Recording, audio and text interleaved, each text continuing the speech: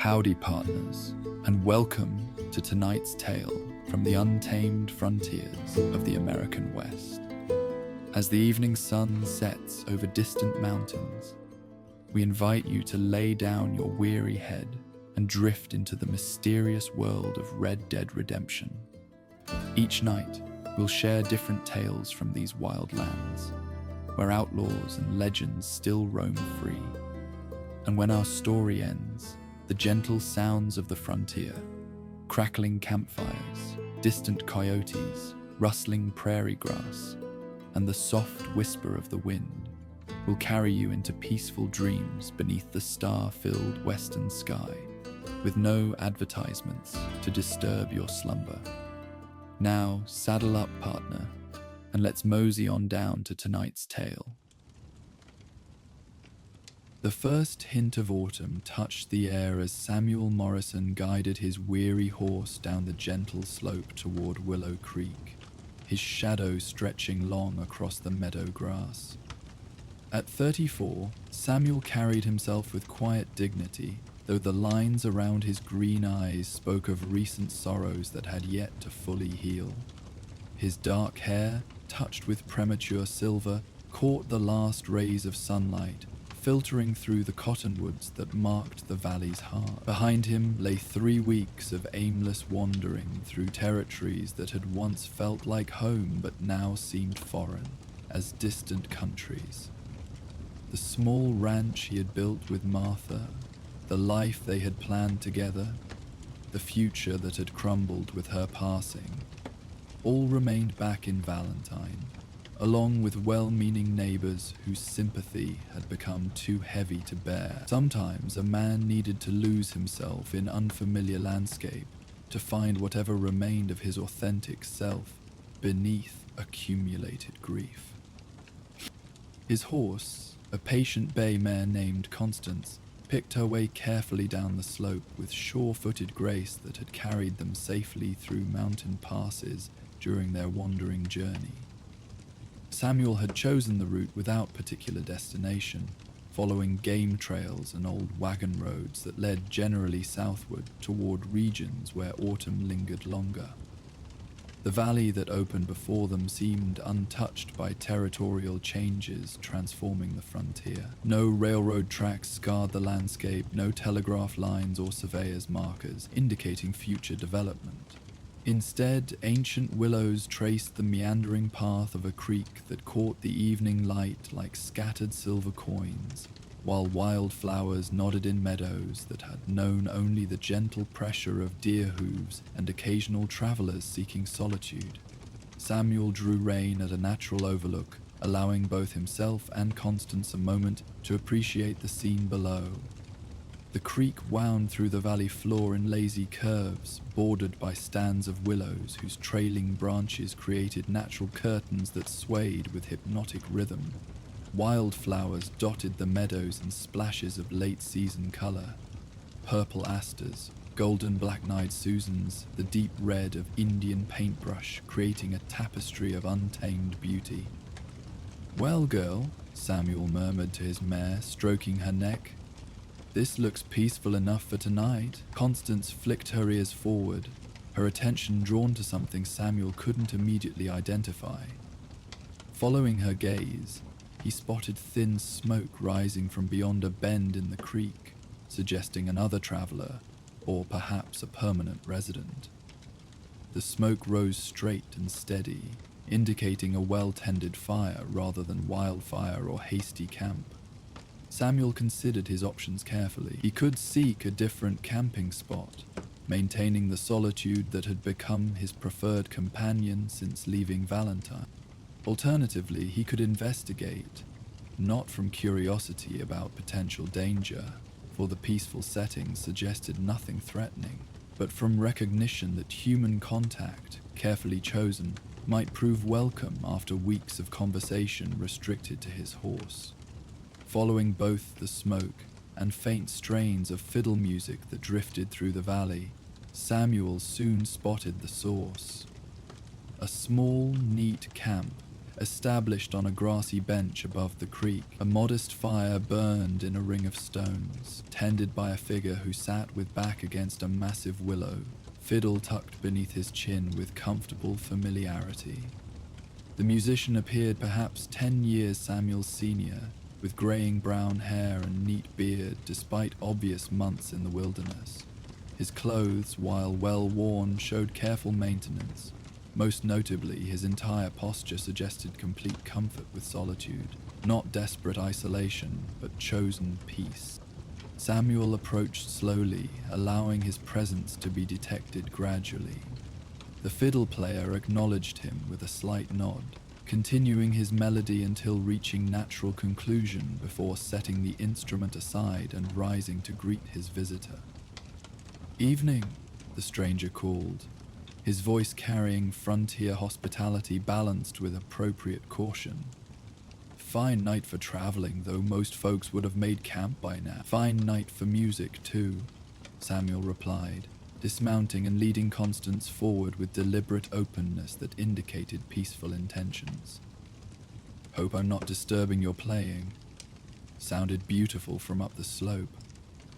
The older man smiled, genuine warmth replacing initial caution.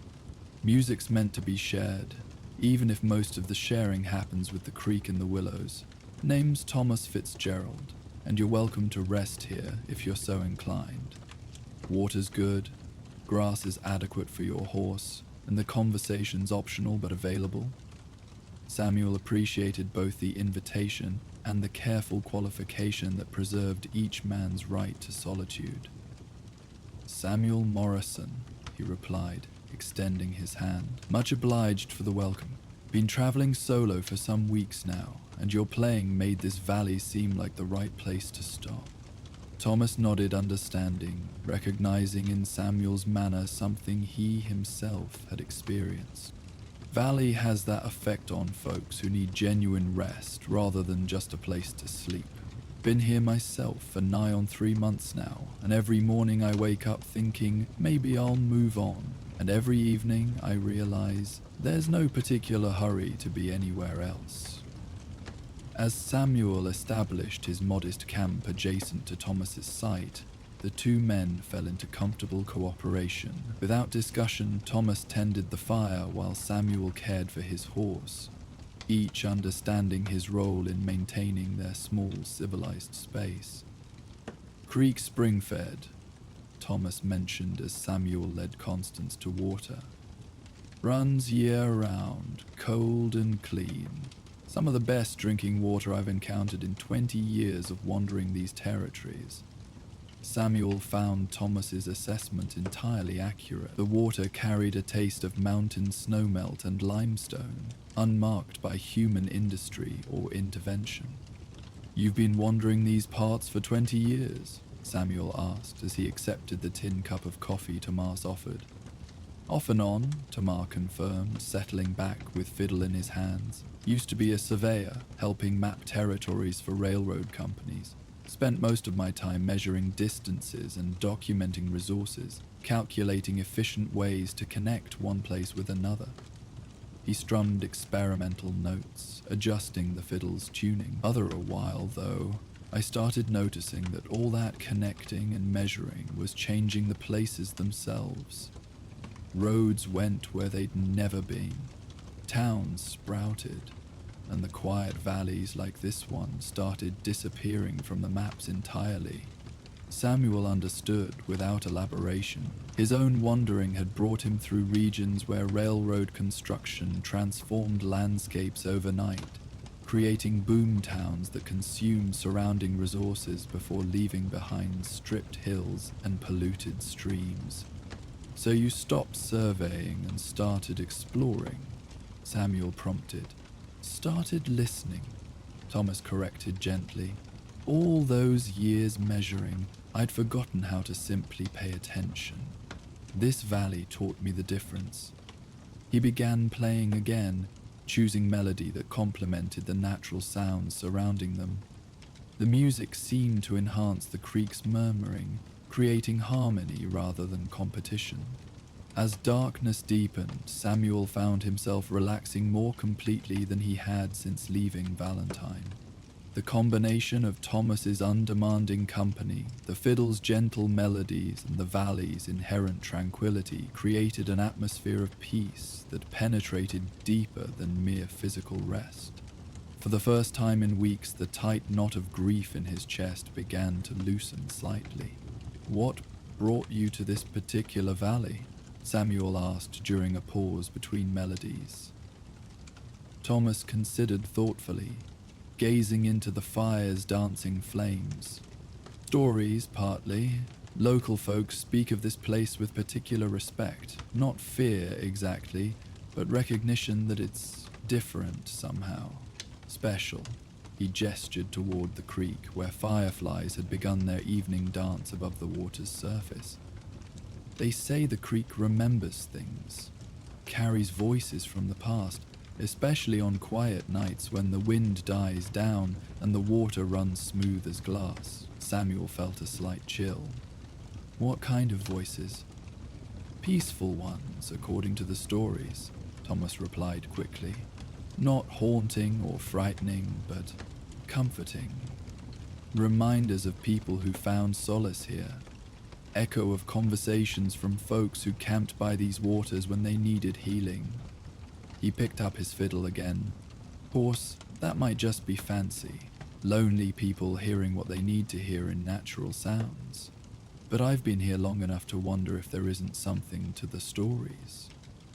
Samuel absorbed this with measured skepticism of someone who had encountered enough unexplained phenomena during frontier travels to neither dismiss such accounts entirely nor accept them without question. The valley certainly possessed unusual quality of peace, and the creek's gentle sounds did seem to carry subtle variations that could be interpreted as almost conversational.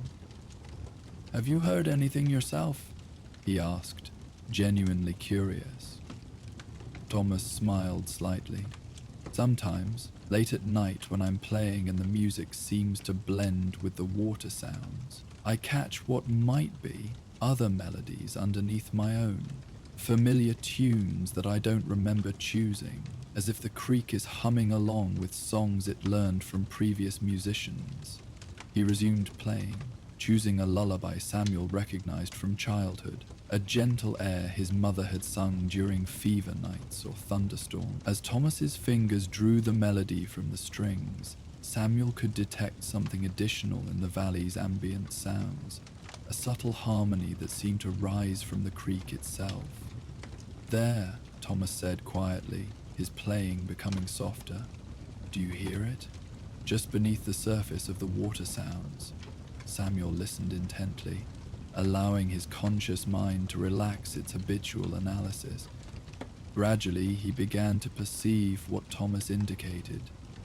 Not exactly voices, but modulations in the creek's murmuring that followed patterns suggesting melody rather than random water flow. "I hear something," Samuel admitted, surprised by his own receptivity. "Like an echo of the tune you're playing, but coming from the water itself." "Exactly," Thomas confirmed. "And if you listen long enough, sometimes the creek seems to remember melodies you haven't played yet, songs from your own past that it somehow knows you need to hear." This observation sent another slight chill through Samuel, though not unpleasant. The idea that the valley might attune itself to individual visitors' needs struck him as either remarkably fanciful or potentially profound. As if summoned by their conversation, the evening sounds around them seemed to intensify. The water's murmuring became more distinct. The willow's rustling took on rhythmic qualities, and even the fireflies' flickering seemed to pulse in time with some underlying cadence that connected all the valley's elements.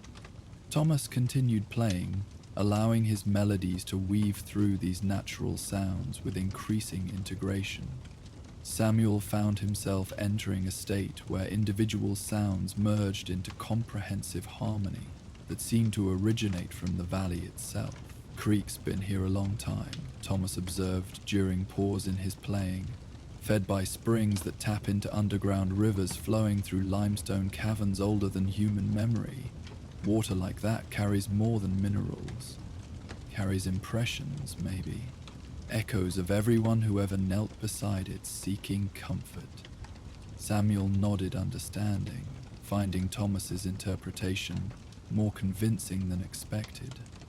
The valley did seem to possess accumulated wisdom, as if countless previous visitors had left something of themselves behind, not as haunting presence, but as contribution to the place's essential character of peace. "How long do you plan to stay?" Samuel asked. "Until it feels like time to leave," Thomas replied simply.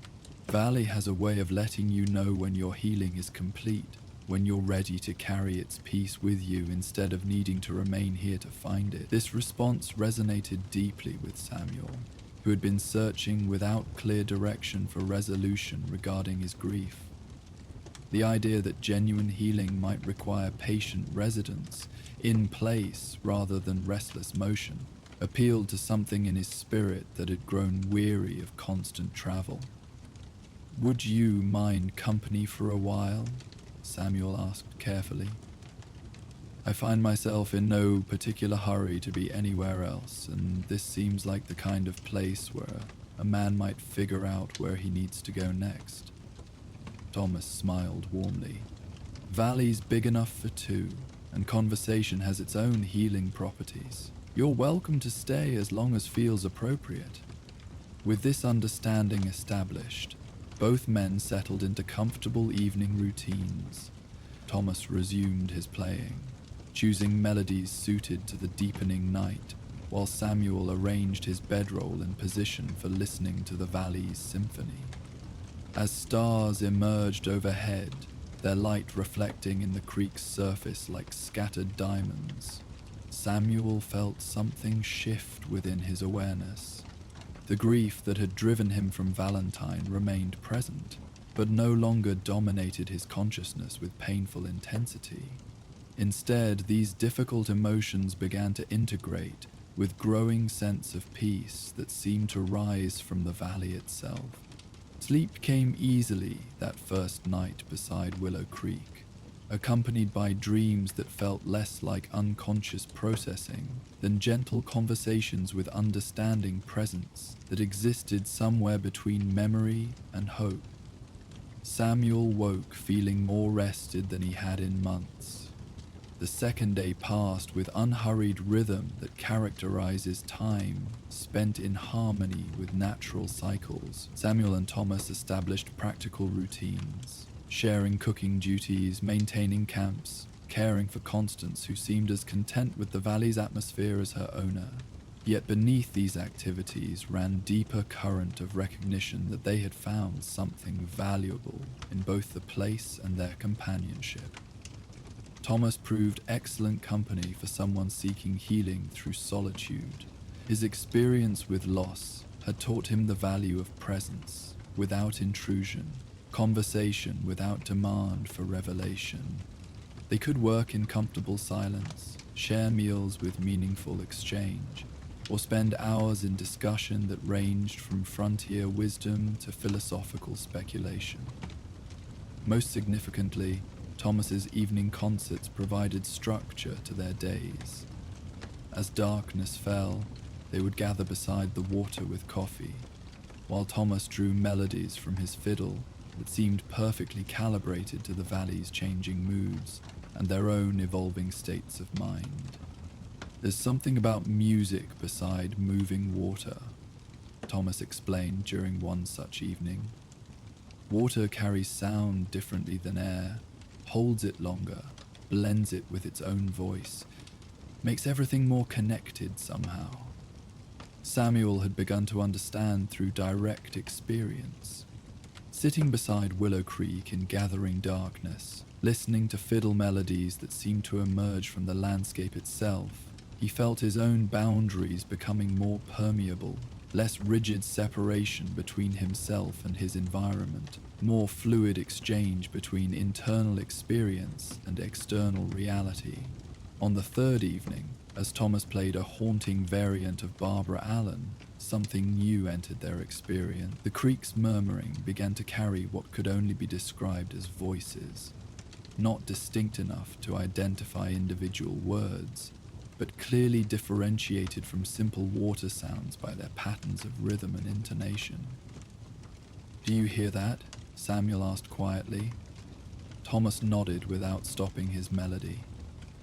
"Different every night," he confirmed. "Sometimes children laughing, sometimes old folks sharing stories. Tonight sounds like sweethearts saying goodbye, gentle and sad, but not bitter." Samuel listened more carefully, opening his awareness to patterns within the water sounds. Gradually, he began to perceive what Thomas indicated: tonal qualities that suggested conversation between two distinct voices, both carrying emotional content that matched Thomas's interpretation. "How is this possible?" Samuel asked, though he spoke more to himself. "Maybe it isn't," Thomas replied, continuing his gentle accompaniment. "Maybe we're just two lonely men hearing what we need to hear in water running over stones. But if that's all it is, why does it feel so much like comfort rather than delusion?" This struck Samuel as particularly insightful. The voices didn't feel like auditory hallucinations or wishful thinking. Instead, they seemed to offer something real: connection with experiences of love and loss that transcended individual circumstances while speaking directly to his own need for healing. As the mysterious conversation continued, Samuel found himself thinking about Martha for the first time since leaving Valentine, without sharp pain. The voices seemed to remind him that his love for her and grief at her loss represented part of a much larger pattern of human experience, not unique or isolating, but universally shared aspects of caring deeply about another person. "They help," Samuel said finally. "Whatever they are, however this works, they help." Thomas smiled, understanding implicit in his expression. "That's what I think too. Creek remembers everyone who ever found peace here, and somehow shares that peace with folks who need it. Not magic exactly, but something close to it.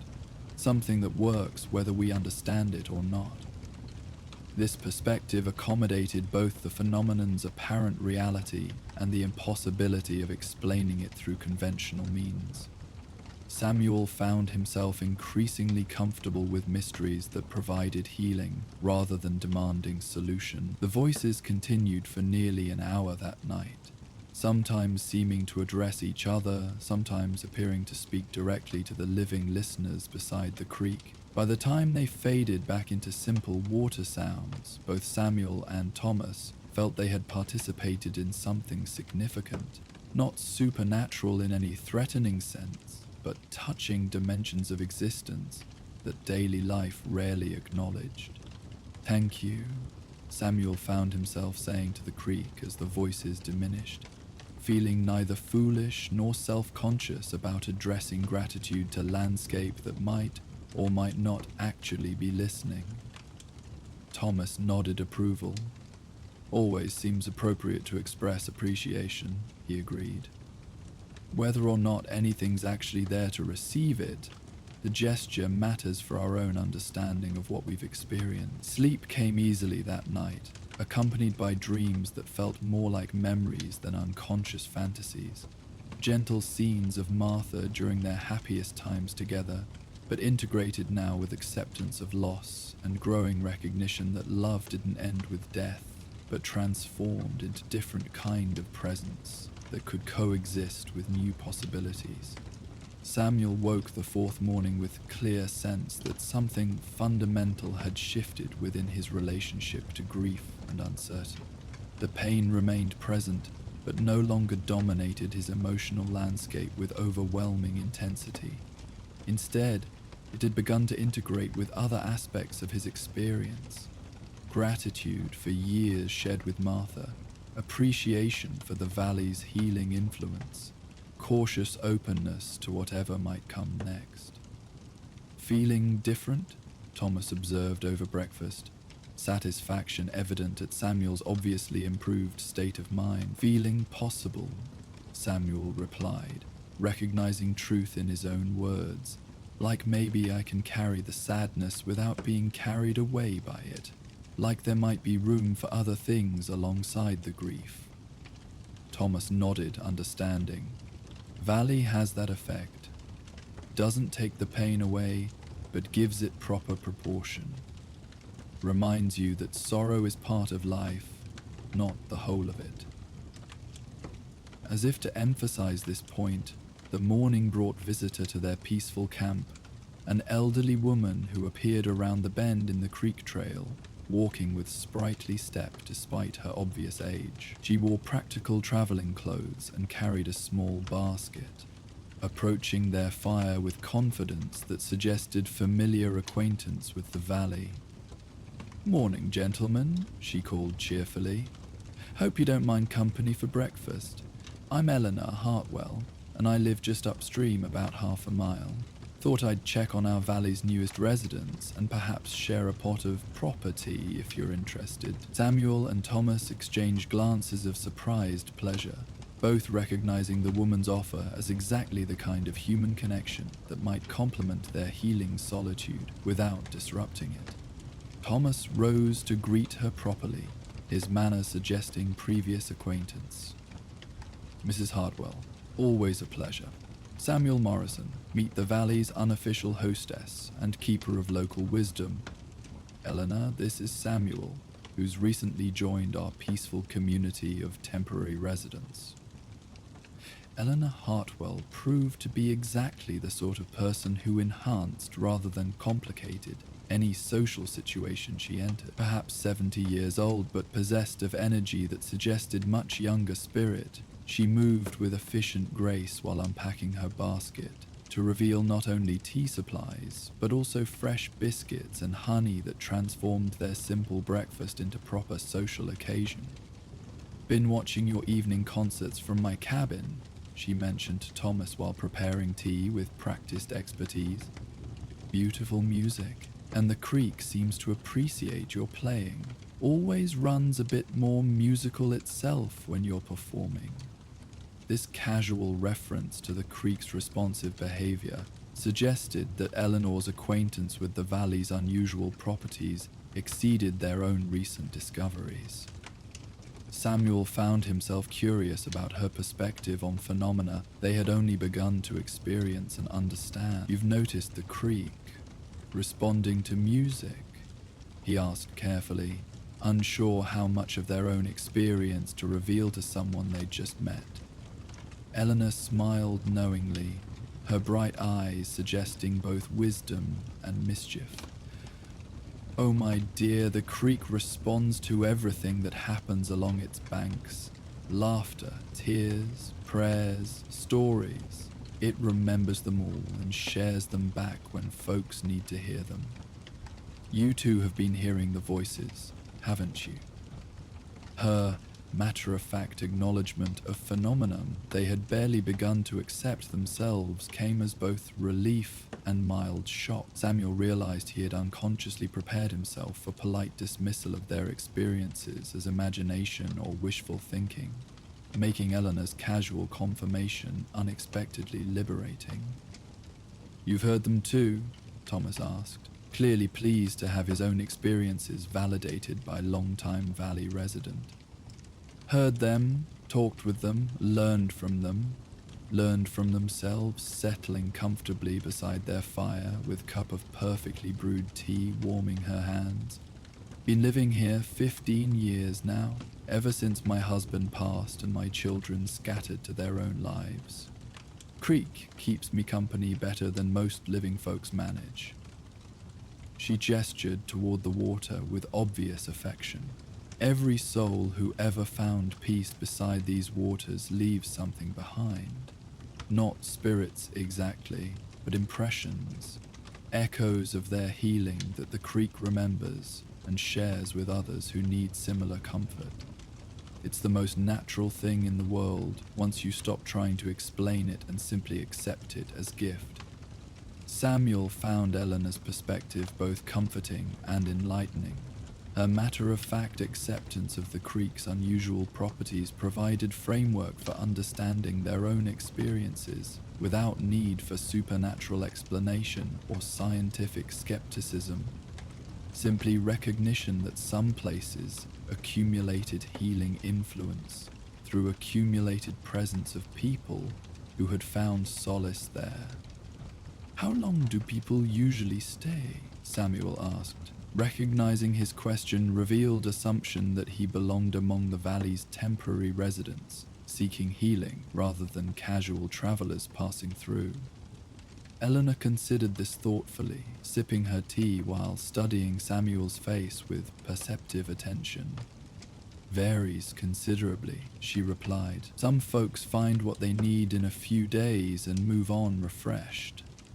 Others require weeks or months to work through whatever brought them here.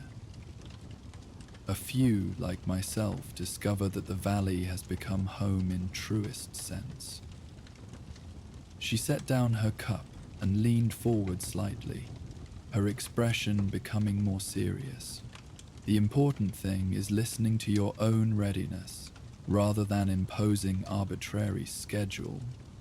Creek will let you know when your healing is complete, not through voices necessarily, but through feeling of wholeness that makes moving forward feel natural rather than forced." This advice resonated deeply with Samuel, who had been wondering how to recognize appropriate time for departure without premature abandonment of healing process or excessive prolonging of what should be temporary residence.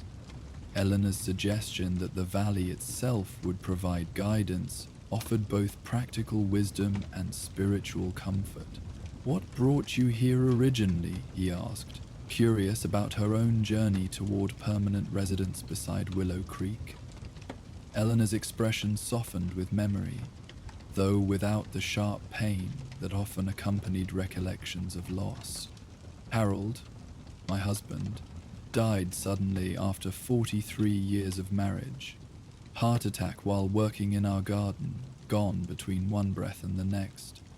Children meant well, but they wanted me to sell the homestead and move closer to them, start over, in places where I'd be surrounded by helpful neighbors and supervised activities." She smiled slightly, mischief returning to her eyes. "Problem was, I didn't want to start over. I wanted to figure out how to continue being myself without Harold beside me.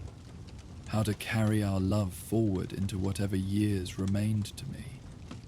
Needed space to discover what Eleanor Hartwell might become when she was no longer half of Harold and Eleanor." Samuel understood completely, recognizing in Eleanor's description his own struggle with identity transformation following Martha's death. The well-meaning advice of friends and family, however loving, often seemed to assume that healing required abandoning previous life entirely, rather than integrating loss into continuing story of self-development. "Did the valley help you figure that out?" he asked, genuinely curious about her experience of transformation through residence beside Willow Creek. "Creek listened while I worked through 15 different versions of grief and anger and confusion," Eleanor replied, gesturing toward the water with obvious gratitude.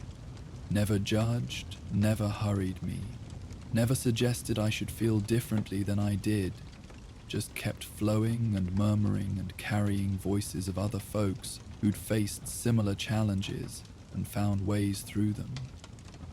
She rose to refill their cups, her movements suggesting comfort born of long practice with outdoor tea service.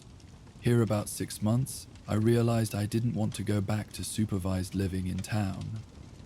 Valley had taught me that solitude didn't mean loneliness, that I could be complete within myself while still maintaining connection with other people through choice rather than circumstance." Thomas nodded appreciation for Eleanor's wisdom. "Similar realization brought me here, though from different circumstances.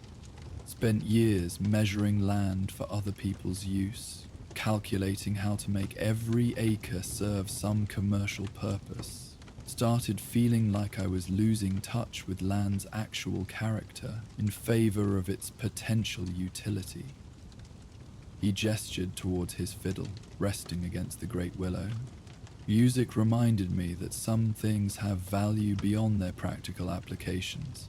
Valley confirmed that perspective and gave me place to practice it without having to defend or explain my choices to folks who couldn't understand them. Samuel found both stories encouraging, recognizing that neither Eleanor nor Thomas had fled to the valley in desperate escape from unbearable circumstances, but had chosen it as positive environment for growth and healing that honored both their individual needs and their continued connection with larger human community.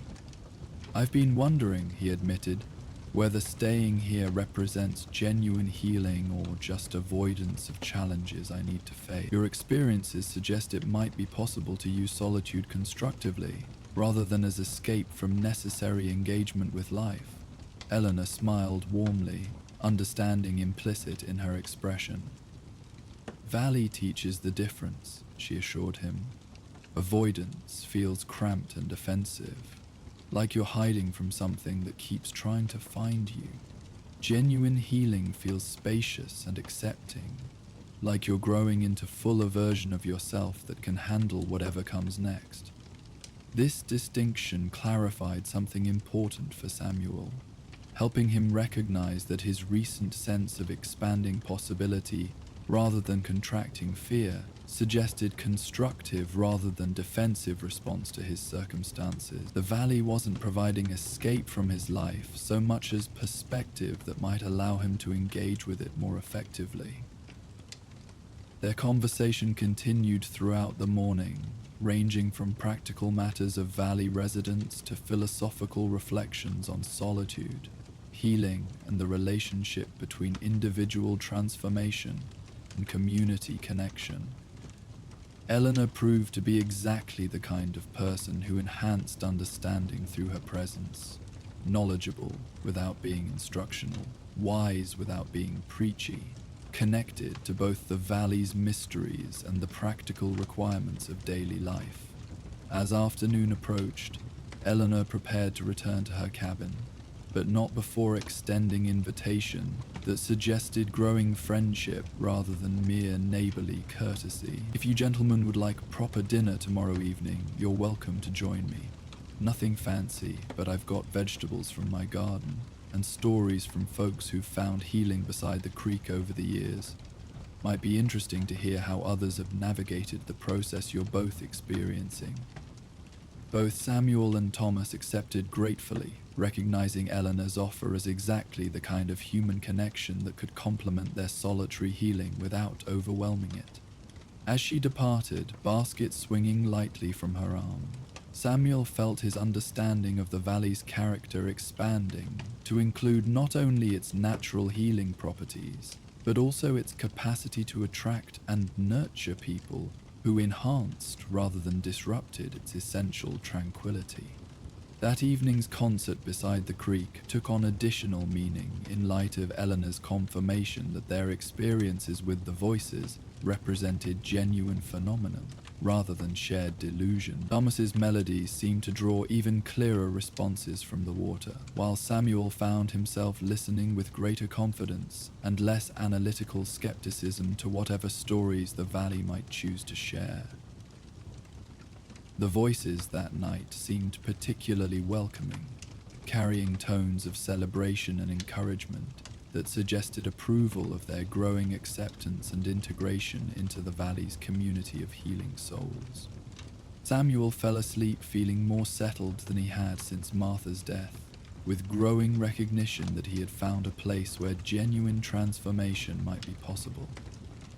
Eleanor's cabin proved to be perfect expression of practical comfort, integrated with aesthetic appreciation for natural beauty. Built from local stone and timber with obvious skill and attention to detail, it nestled among mature cottonwoods at creek's edge, like natural feature of the landscape rather than imposed structure. Gardens surrounding the building showed careful cultivation that enhanced rather than competed with native plants. creating seamless transition between domesticated and wild spaces. Harold designed it, Eleanor explained as she welcomed them inside. But I've made modifications over the years to suit living alone. More windows for better light, expanded kitchen for hosting occasional visitors, extra bookshelves because solitude requires good reading material. The interior reflected Eleanor's practical wisdom and appreciation for beauty through carefully chosen furnishings that emphasized comfort and utility while creating atmosphere of welcoming warmth. Books filled multiple shelves, indicating interests that ranged from practical homesteading to philosophy and literature. Art on the walls consisted primarily of Harold's skilled wood carvings and Eleanor's own watercolor paintings of local landscapes, creating a gallery that celebrated both shared history and continuing creative development. Dinner consisted of fresh vegetables from Eleanor's garden, trout that Thomas had caught that morning, and bread baked in Dutch oven with expertise that transformed simple ingredients into memorable meal. Throughout their eating, Eleanor shared stories of previous valley residents that illustrated various approaches to healing and transformation. Young widow named Catherine stayed here about 3 years ago, Eleanor recounted while serving apple pie made from fruit grown on trees Harold had planted decades earlier. Lost her husband and infant son to fever, blamed herself for not being able to save them. Creek helped her understand that some losses exceed human power to prevent, that grief doesn't require guilt to give it meaning. She paused thoughtfully, eyes reflecting memory of Catherine's gradual healing. Took her nearly 4 months to work through all that self-blame and discover that loving someone doesn't make you responsible for protecting them from every possible harm.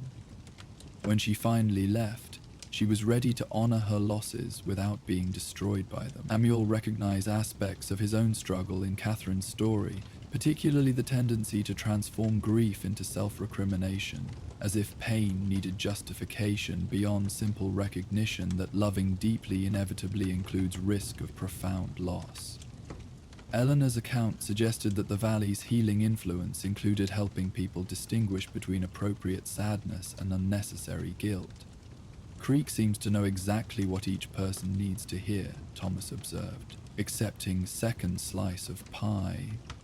For me, the voices mostly carry memories of music, lullabies and work songs, and celebration tunes that remind me how melody connects people across generations and distances. Eleanor nodded understanding.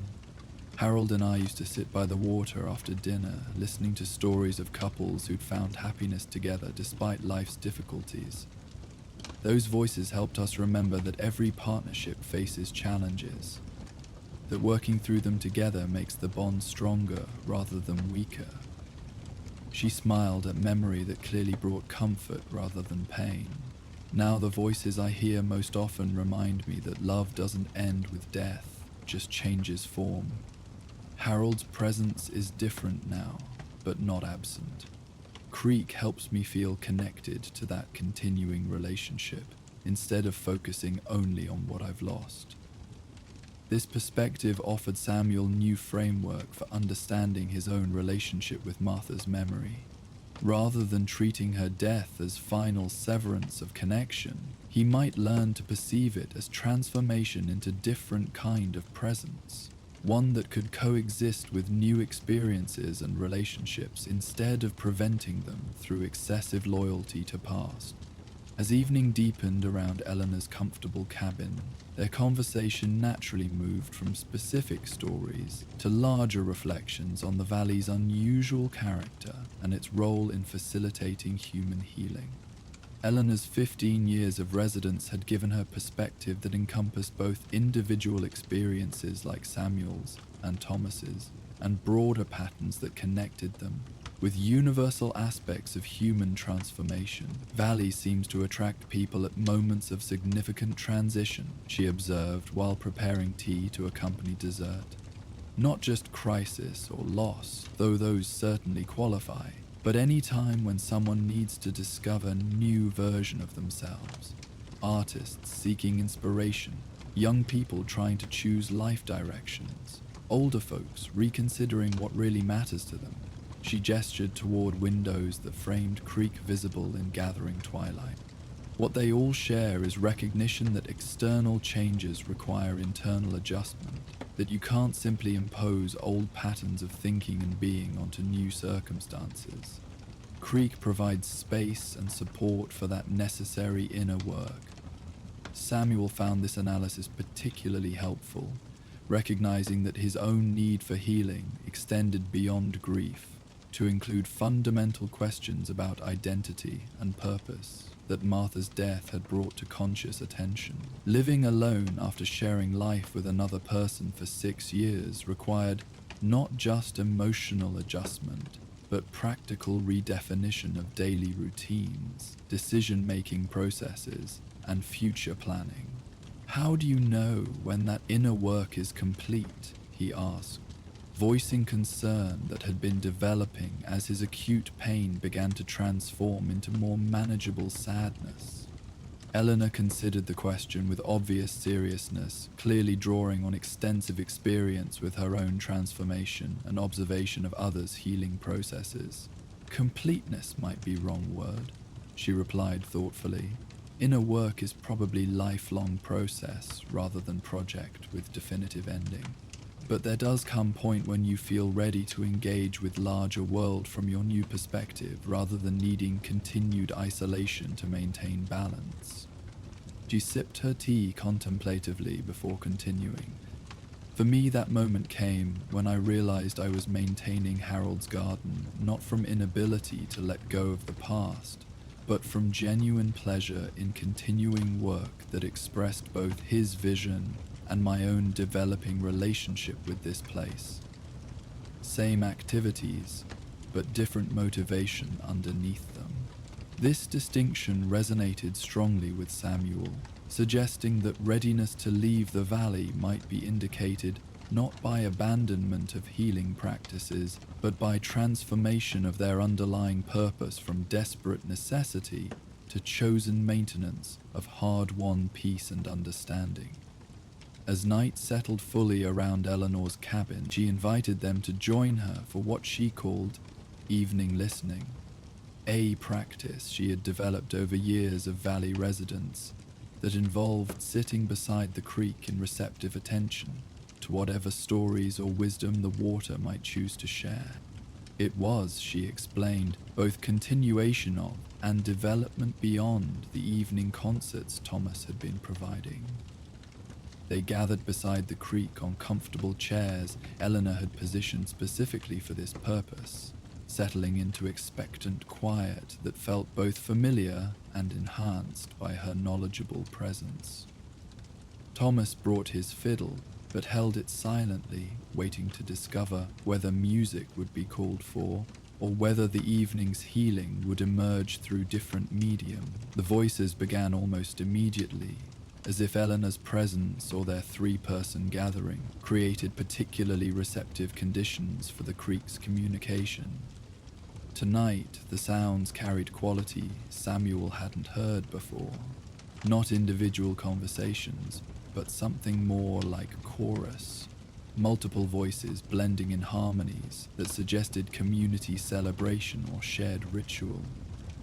"Wedding," Eleanor murmured softly, her voice barely audible above the water sounds. Priests remembering wedding celebration from some time in the past. Listen to how happy they all sound. Samuel focused his attention more carefully, beginning to distinguish individual voices within the chorus. Laughter, congratulations, someone singing traditional wedding song, children playing games at edge of adult celebration. The sounds carried such vivid quality of joy and community that he found himself smiling involuntarily, caught up in celebration that had occurred at unknown time in unknown circumstances, but remained present through the creek's mysterious memory. Thomas began playing softly, choosing melodies that complemented rather than competed with the voices. adding his living music to the creek's remembered celebration. The combination created experience of participating in rather than merely observing the past event, as if temporal boundaries had become permeable enough to allow present moment to blend with recalled joy. For nearly an hour, the three living listeners found themselves part of wedding celebration that existed simultaneously in past and present, individual and communal, memory and immediate experience. Samuel felt his own capacity for joy expanding beyond limitations imposed by recent grief, recognizing that happiness didn't require betrayal of sorrow, that could coexist with it in complex emotional landscape that honored both loss and continuing possibility. When the voices finally faded back into simple creek sounds, all three listeners remained quiet for several minutes, allowing integration of what they had experienced together. Samuel felt something fundamental shift within his understanding of both his own healing process and the valley's role in facilitating it. The celebration they had shared reminded him that human experience encompassed much more than individual suffering, that connection and joy remained available even in midst of personal difficulties. "Thank you," he said to both Eleanor and the creek, recognizing that his healing had progressed significantly through evening's experience of community and celebration. "I think I'm beginning to understand what's possible here." Eleanor smiled warmly, clearly pleased by his recognition. Valley's greatest gift is showing us that we're not alone in our struggles or our healing.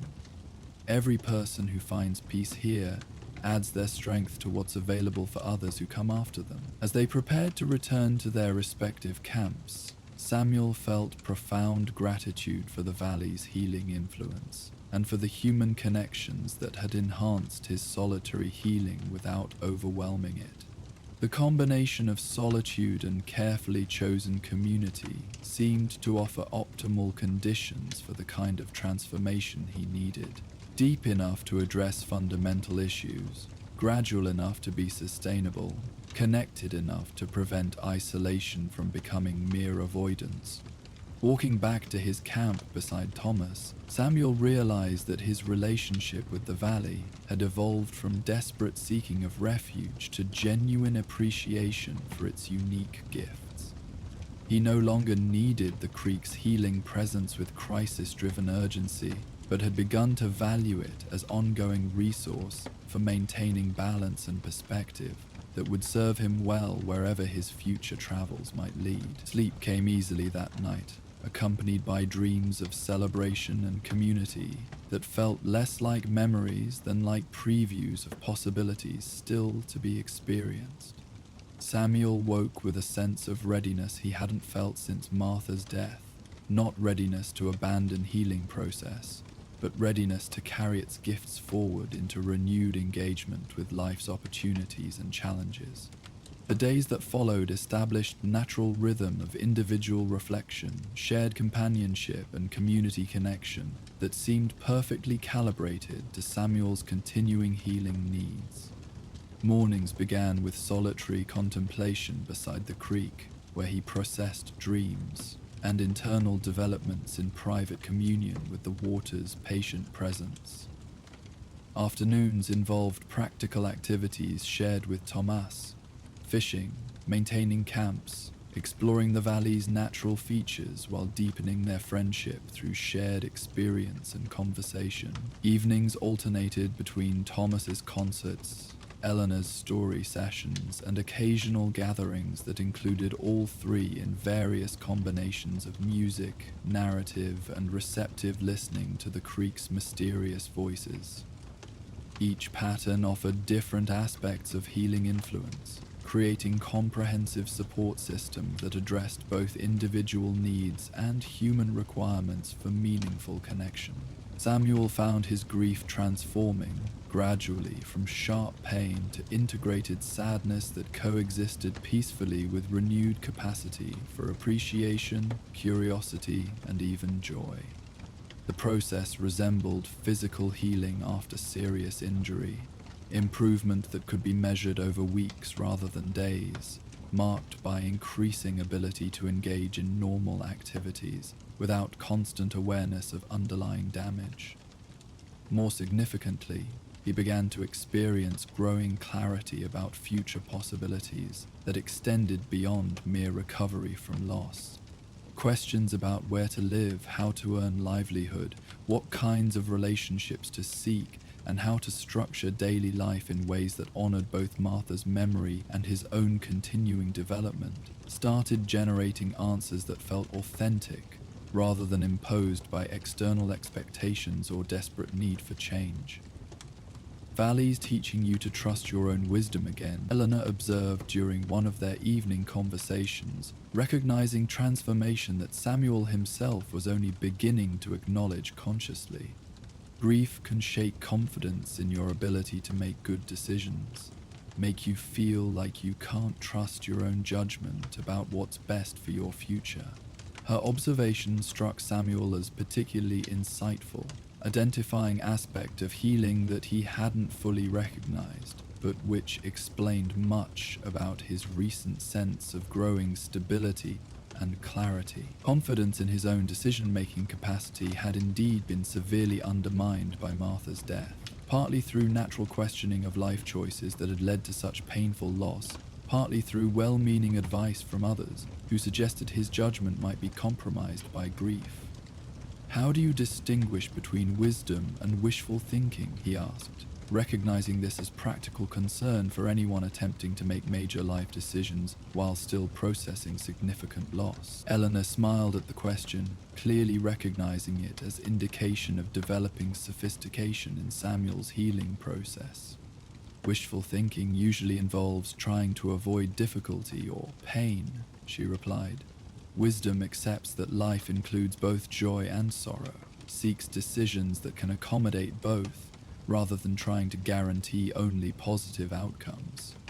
She gestured toward the creek, whose constant flow provided audible backdrop to their conversation. "Crease faces rocks and fallen logs, drought seasons and flood seasons, but keeps moving forward by working with obstacles rather than trying to eliminate them.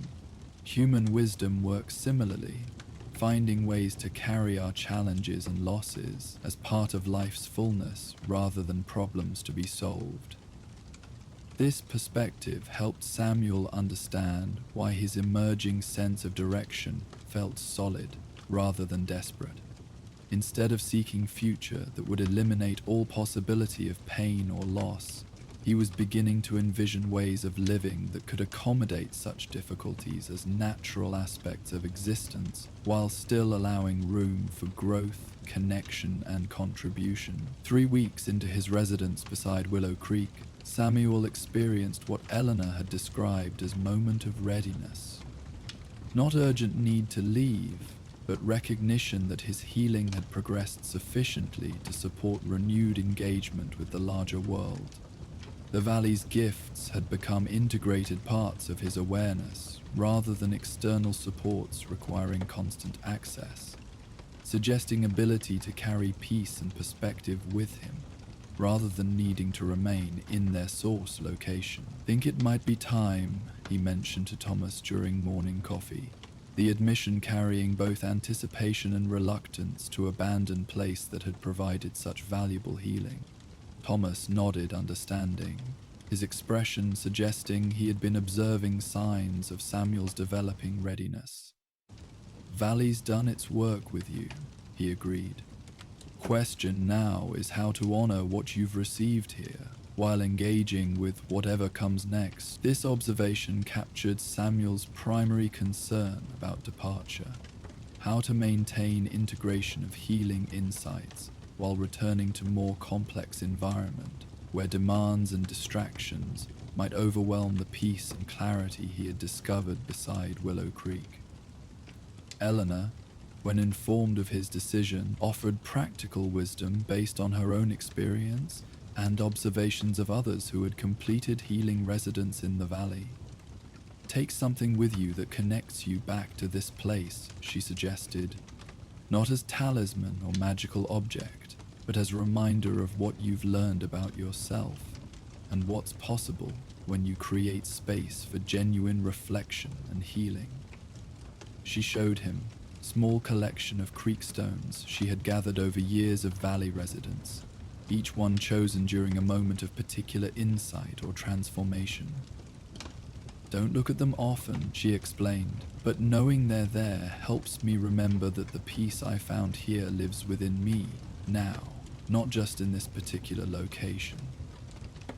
Samuel understood the principle immediately, recognizing value in physical reminder that could reconnect him with Valley's healing influence during future moments of difficulty or uncertainty. He spent his final morning walking beside the creek, eventually selecting smooth stone that seemed to hold both the water's patient persistence and his own growing sense of integrated strength. Thomas planned to remain in the valley longer, his own healing requiring different timeline and different relationship with solitude. "Music's been teaching me things I'm not quite ready to carry elsewhere," he explained. "But knowing you've found what you needed here gives me confidence that my own process will reach similar completion when the time is right." Eleanor offered practical blessing that acknowledged both Samuel's healing and continuing challenges he would face in applying Valley's lessons to more complex circumstances. "You know now that healing is possible," she reminded him. "Not just recovery from this particular loss, but ongoing capacity to integrate whatever difficulties life might present. Valley's greatest gift is that confidence, knowing you can find your way through anything because you've already found your way through something you weren't sure you could survive."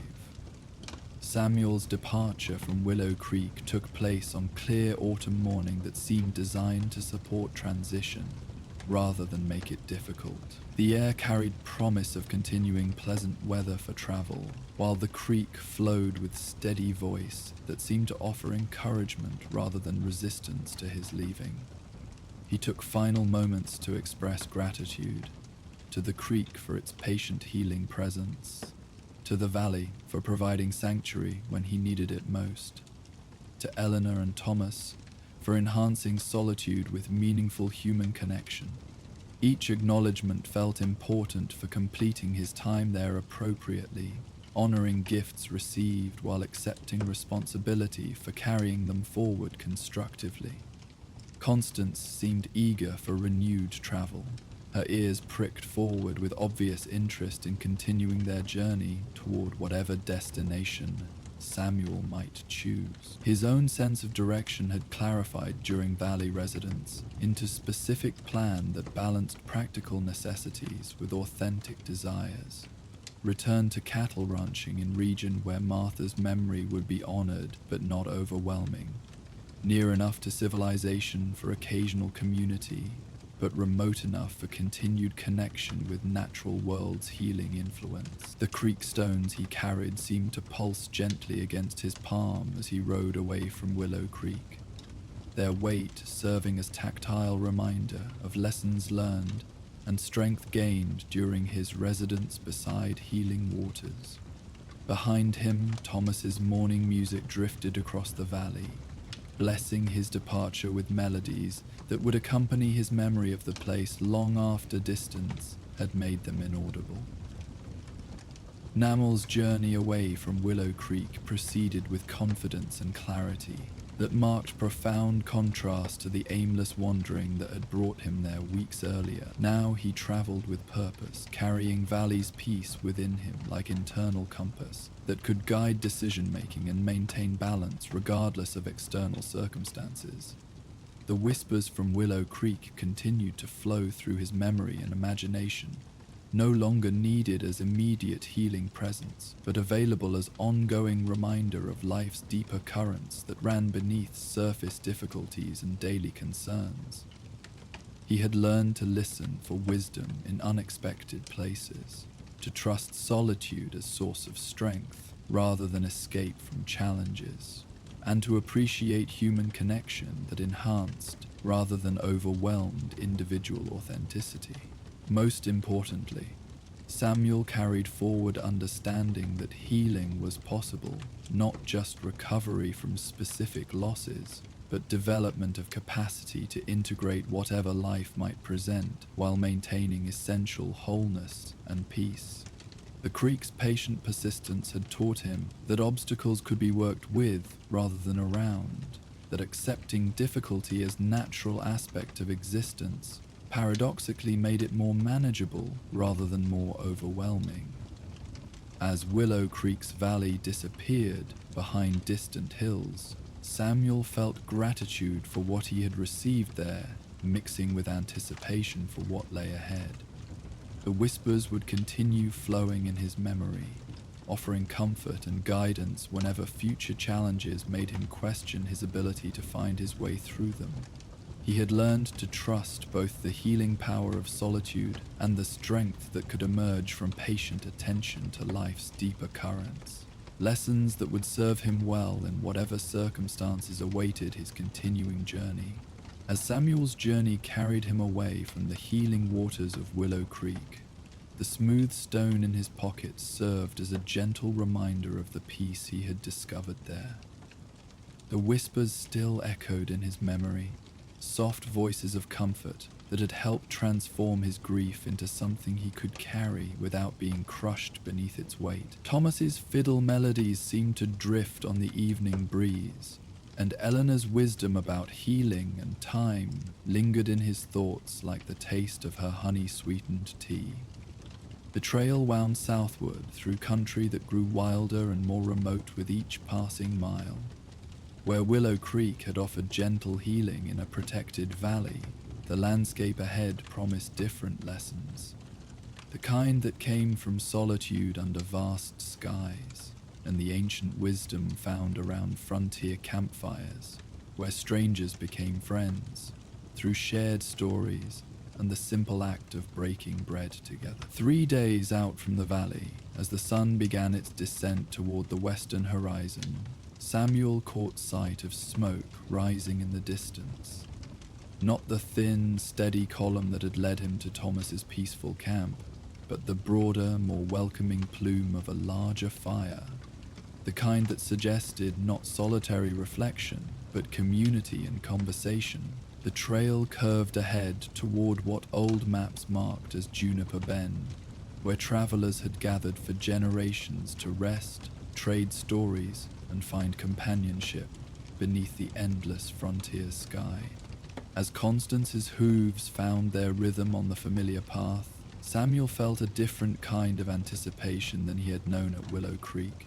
There, he had sought healing for wounds that seemed too deep to mend. Here, perhaps, he would discover what came next, how a man carried his healed heart forward into whatever adventures the frontier might offer. The whispers from Willow Creek had taught him to listen. Now, as the campfire at Juniper Bend beckoned through the gathering dusk, Samuel wondered what new voices might be waiting to share their wisdom around those ancient flames. The late afternoon sun cast long shadows across the rolling plains as Thomas Wade adjusted his hat against the dust kicked up by their small wagon train. At 42, Thomas had spent the better part of 2 decades guiding travelers, traders, and settlers across the vast territories that stretched between established towns and the ever-expanding frontier. His weathered hands gripped the reins with practiced ease, though his shoulders bore the accumulated weight of countless miles and the responsibility of safely delivering those who trusted his knowledge of these remote trails. Behind him, 3 other wagons followed in loose formation, their wheels creaking rhythmically against the packed earth of a route that had been worn smooth by decades of passage. This particular trail connected the cattle town of Valentine with the mining settlement of Strawberry, winding through territory that most travelers found both beautiful and slightly unsettling in its vastness. The landscape here possessed a quality of timeless solitude that could make even experienced frontiersmen feel small beneath the enormous sky. Thomas's current charges represented a typical assortment of westward travelers. The Hendersons, a middle-aged couple from Ohio with their teenage daughter Mary, sought fresh opportunities in California and had hired Thomas to guide them safely through territories they'd heard described as both promising and perilous. Behind them rode Samuel Martinez, a young cook barely 21 years old, traveling alone towards Strawberry, where he'd secured employment at one of the larger mining operations. His wagon carried not only his personal belongings, but also an impressive collection of cooking equipment and supplies that spoke to both his dedication to his craft and his confidence in finding steady work. The final wagon belonged to Ezra Morrison, a drover whose 73 years had been spent almost entirely on various trails throughout the American West. Ezra claimed to have driven cattle from Texas to Montana, guided wagon trains across the Oregon Trail, and spent winters trapping in territories so remote they appeared on no map. His presence provided Tomos with both valuable assistance and entertaining companionship, as the old man possessed an inexhaustible collection of stories gathered from his decades of frontier experience. As the afternoon progressed toward evening, Tomos began watching for familiar landmarks that would indicate their approach to Juniper Bend, a location he had utilized as a camping spot countless times during his years of guiding travelers through this region. The bend represented more than mere convenient geography. It offered reliable water access, natural windbreaks provided by the distinctive juniper trees that gave the location its name, and a sense of established safety that came from generations of peaceful use by travelers of all descriptions. "How much further to tonight's camp?" called Margaret Henderson from the second wagon, her voice carrying the weariness that accompanied long days of travel across rough terrain. "Less than an hour, Mrs. Henderson," Thomas replied, raising his voice to carry over the sound of wheels and harnesses. "Juniper Bend lies just ahead, one of the finest camping spots along this entire route. You'll find it a welcome change from last night's accommodations." Indeed, their previous evening had been spent at a location that, while serviceable, lacked the natural amenities and established comfort that made Juniper Bend particularly appealing to trail-weary travelers. Thomas took professional pride in timing their journeys to coincide with the best available camping locations, understanding that adequate rest contributed significantly to both morale and successful completion of contracted obligations. The first sight of Juniper Bend's distinctive landmarks, a cluster of ancient juniper trees twisted into artistic shapes by decades of prairie winds, brought visible relief to the faces of his traveling companions. The trees marked the beginning of a gentle curve in the trail, where the landscape formed a natural amphitheater, sheltered from prevailing winds while offering clear views of surrounding terrain. A small creek meandered along the southern edge of the clearing, providing fresh water that rarely failed even during dry seasons. Thomas had discovered Juniper Bend during his early years as a guide, initially attracted by its practical advantages but gradually developing appreciation for subtler qualities that distinguished it from other camping locations. Something about the place invited contemplation and encouraged the kind of peaceful interaction that transformed groups of strangers into temporary communities, sharing common experiences beneath the vast western sky. As they approached the familiar circle of stones that marked the traditional campfire location, Thomas noticed something that caused him to pull his wagon to a gentle stop. There, within the carefully arranged ring of fire-blackened rocks, flames danced quietly in the gathering dusk. A campfire that burned with steady warmth, despite the complete absence of any other travelers or recent signs of human activity. "Well, they'll be," muttered Ezra Morrison, pulling his wagon alongside Thomas's and staring at the unexpected fire. "Someone's beaten us to the spot, though I don't see hide nor hair of whoever lit that blaze." Thomas dismounted and approached the fire cautiously, his experienced eyes scanning the surrounding area for clues that might explain the phenomenon. The fire itself appeared perfectly ordinary, seasoned wood burning cleanly with the kind of steady flame that suggested recent lighting by someone skilled in campfire construction. Yet the ground around the stone circle showed no footprints, no evidence of recent activity, no discarded materials or personal belongings that would indicate recent human presence. "Could be another party passed through earlier and left it burning," suggested James Henderson, though his tone conveyed uncertainty about this explanation.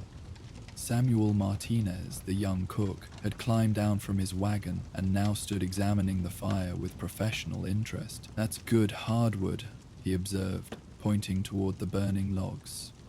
"Juniper and oak by the look of it. Burns clean and steady, perfect for cooking. Whoever built this knew what they were doing."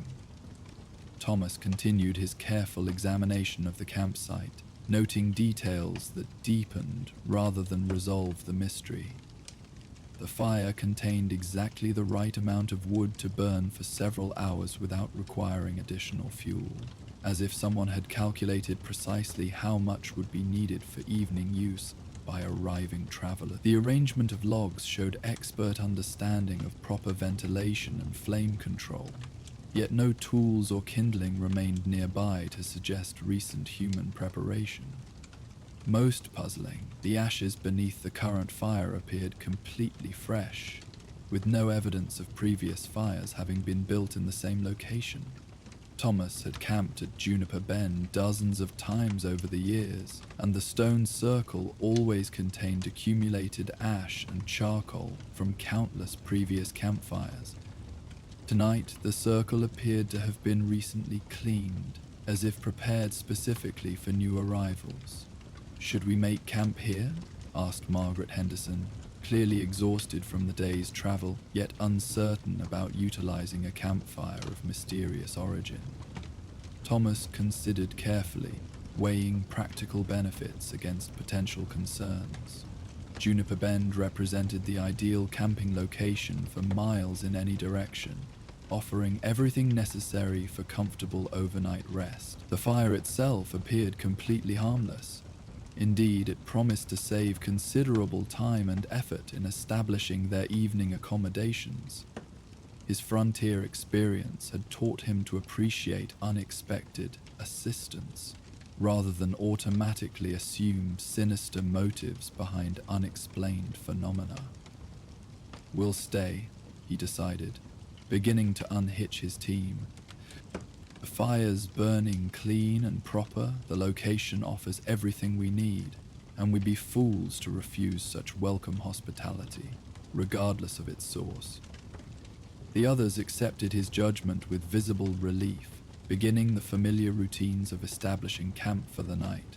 Samuel immediately gravitated toward the fire, producing cooking equipment from his wagon, with obvious enthusiasm for preparing their evening meal using such excellent conditions. Ezra Morrison supervised the placement of wagons to form natural windbreaks while maintaining clear visibility of surrounding terrain. The Henderson family focused on unloading necessary supplies for overnight comfort, their earlier apprehension gradually replaced by appreciation for their unexpected good fortune. As they worked, conversation naturally turned to speculation about their mysterious benefactor, though theories proved more imaginative than conclusive. James Henderson suggested another wagon train might have passed through earlier, leaving the fire burning as courtesy for whoever arrived next. Margaret wondered if local ranchers periodically maintained the site as service to travelers, recognizing its value as established rest stop along the territorial trail network. Samuel Martinez offered the most practical perspective, as he arranged cooking supplies near the flames. "Whoever lit this fire knew exactly what they were doing," he declared with professional authority. "Look how the wood's arranged. Perfect airflow, steady heat, just the right size for cooking a meal for 4 or 5 people. This isn't accidental or casual. Someone prepared this specific fire for arriving travelers." Ezra Morrison, settling onto his familiar camping chair with the careful movements of a man whose joints recorded decades of outdoor living, regarded the fire with thoughtful appreciation. I've been using Juniper Bend as a camping spot for nigh on 40 years, he said slowly, his weathered voice carrying the authority of extensive experience. Can't say I've ever encountered this particular mystery before, but the place has always had a way of looking after folks that needed looking after.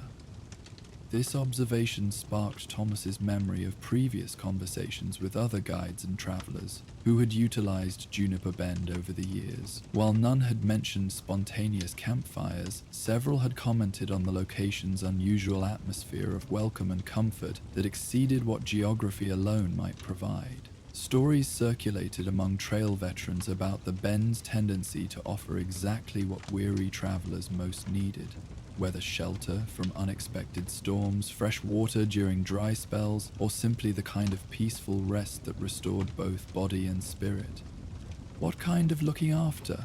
asked Mary Henderson, the teenager's natural curiosity overcoming initial shyness around unfamiliar adults.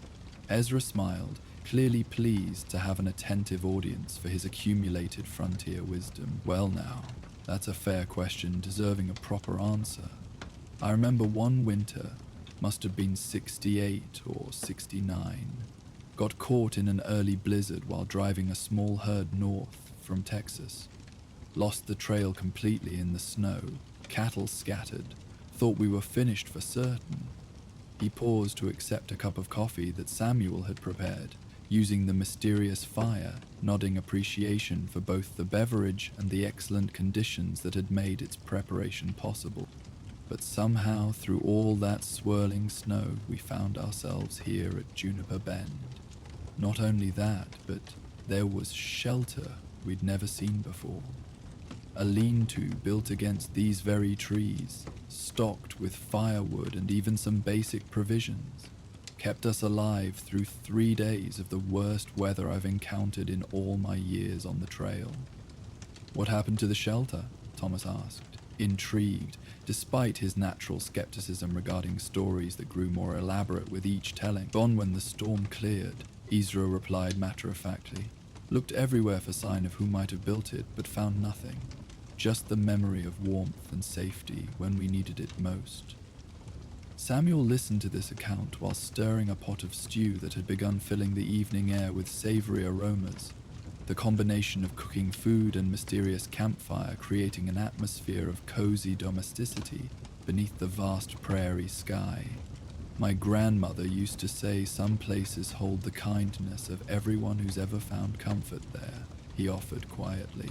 "Like the land itself remembers acts of hospitality and returns them when needed." This philosophical perspective resonated with the group's current experience, offering framework for understanding their situation that honored both mystery and practical gratitude. The fire continued burning with steady warmth, providing exactly what they needed for preparing dinner and enjoying comfortable evening conversation as darkness gradually claimed the surrounding landscape. Margaret Henderson, who had initially appeared most concerned about utilizing the mysterious fire, now sat closest to its warmth with visible appreciation. "It does feel welcoming," she admitted, gazing into the dancing flames, "like sitting by a familiar hearth rather than camping in the wilderness." Her husband nodded agreement, though his practical nature still sought rational explanation. There must be someone who maintains this site regularly. A local rancher, or perhaps other travelers who've established some kind of informal system for assisting those who follow. Thomas considered this theory while enjoying Samuel's excellent stew, appreciating both the young man's culinary skills and the superior cooking conditions provided by their mysterious fire. Possible," he acknowledged, "though I've never encountered evidence of such organized assistance at other camping locations throughout the territory. Maybe Juniper Bend is special," suggested Mary Henderson, her youthful imagination embracing possibilities that adult skepticism might dismiss. "Maybe it's a place where the spirits of helpful travelers still linger, continuing to offer assistance to those who need it. Rather than dismissing this romantic notion, Ezra Morrison nodded thoughtful consideration. "Wouldn't surprise me one bit, young lady. These old trails have seen more human drama than most folks realize. Birth and death, triumph and tragedy, acts of kindness and betrayal. Some places seem to absorb something of all that experience, holding on to the best parts and offering them back when circumstances align properly." As if responding to this philosophical discussion, the fire settled slightly, sending a spiral of sparks upward into the star-filled sky while maintaining its steady warmth and light. The effect seemed almost conversational, as if the flames themselves participated in their evening's discourse about mystery and hospitality on the frontier.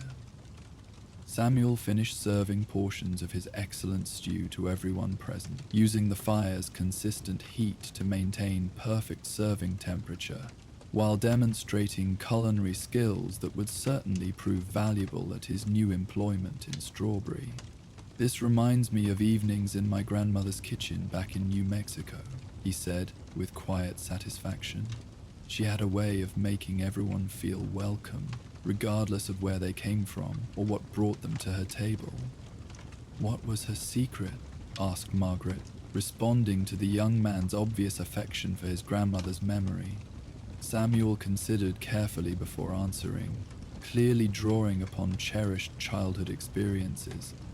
"She used to say that true hospitality meant providing what people needed before they knew they needed it, creating comfort that felt both generous and natural, like it had always been waiting for them to arrive." This description seemed to capture perfectly their current situation at Juniper Bend, finding assistance that addressed their specific needs, while feeling both unexpected and somehow inevitable. The mysterious fire provided exactly what a group of weary travelers required: warmth, cooking capability, and centerpiece for evening conversation that transforms strangers into temporary companions sharing common experience beneath the vast western sky. As full darkness settled around their camp, conversation gradually softened to match the peaceful atmosphere that seemed to emanate from the gently burning fire. Stories were shared, nothing dramatic or demanding, but the kind of personal reminiscences that emerge naturally when people feel comfortable and unhurried. James Henderson spoke of their decision to seek new opportunities in California, acknowledging both excitement and apprehension about leaving behind familiar surroundings for uncertain possibilities. Margaret described their daughter Mary's artistic talents, expressing hope that Western territories might offer broader opportunities for creative expression than their previous home in Ohio. Mary herself, initially shy among unfamiliar adults, gradually contributed observations about the landscape they'd traversed, revealing sophisticated appreciation for natural beauty and thoughtful engagement with their journey's experiences. Thomas found himself sharing stories from his years of guiding travelers, carefully selecting accounts that emphasized the positive aspects of frontier life while honestly acknowledging its challenges. His professional experience had taught him the value of realistic preparation combined with optimistic perspective, helping his clients develop confidence without underestimating the genuine demands of Western travel. Ezra Morrison, predictably, possessed the most extensive collection of frontier stories, though he demonstrated wisdom in choosing accounts appropriate for mixed company around a peaceful evening fire. His tales emphasized human resilience, unexpected friendships forged under challenging circumstances, and the peculiar beauty found in landscapes too vast and wild for easy comprehension. Throughout these conversations, the fire continued burning with remarkable consistency, neither requiring additional fuel nor showing signs of diminishing. Samuel, whose professional cooking experience made him particularly attentive to fire management, occasionally commented on its unusual behavior with growing appreciation rather than concern. "I've never seen a campfire maintain such perfect conditions for so long without attention," he observed during a momentary lull in conversation. "The heat stays constant, the flames burn clean, and there's no smoke to speak of. It's like someone built the ideal fire and then found a way to make it last exactly as long as needed." Thomas nodded agreement with this assessment, his own extensive camping experience confirming Samuel's professional observation. Most campfires required regular attention, adjusting logs, adding fuel, managing airflow to maintain desired heat and flame characteristics. Tonight's fire seemed to manage itself, providing consistent warmth and light while demanding nothing from its beneficiaries except grateful acceptance of its hospitality. "My grandmother would have said, 'This fire knows its job and takes pride in doing it well,'" Samuel added with a smile that honored both his grandmother's memory and their current good fortune. This personification of the mysterious fire resonated with everyone present, offering a way of understanding their situation that acknowledged its unusual nature while embracing the comfort and connection it facilitated. Rather than solving the mystery, they found themselves content to accept it as unexpected gift that enhanced their evening's experience beyond what ordinary circumstances might have provided. As the night progressed, conversation gradually became more reflective, influenced by the peaceful atmosphere and shared comfort of their unusual evening. Margaret Henderson spoke thoughtfully about the courage required to leave familiar surroundings for unknown possibilities, expressing gratitude for traveling companions who had made their journey feel less daunting than initially anticipated. "I expected to feel more frightened," she admitted, gazing into the steady flames, "but evenings like this make the journey feel less like departure from everything familiar and more like gradual discovery of new forms of comfort and community." Her husband squeezed her hand gently, clearly sharing both her initial apprehensions and growing confidence about their westward adventure. "The people we've met have been uniformly kind," he agreed. "It gives me hope that California will welcome newcomers like ourselves." Mary, who had spent much of the evening sketching the fire and surrounding landscape by its light, looked up from her drawing with young adult seriousness. "I think places like this exist to remind travelers that kindness isn't limited to people we know personally. Sometimes the world itself offers hospitality to those who need it." Ezra Morrison nodded approval of this philosophical insight. Wise words from a young woman who's learned to pay attention to her surroundings. The frontier teaches that lesson to those willing to receive it.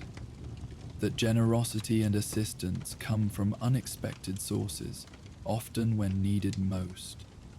Thomas found himself reflecting on his own relationship with territories he'd traversed countless times during his career as a guide.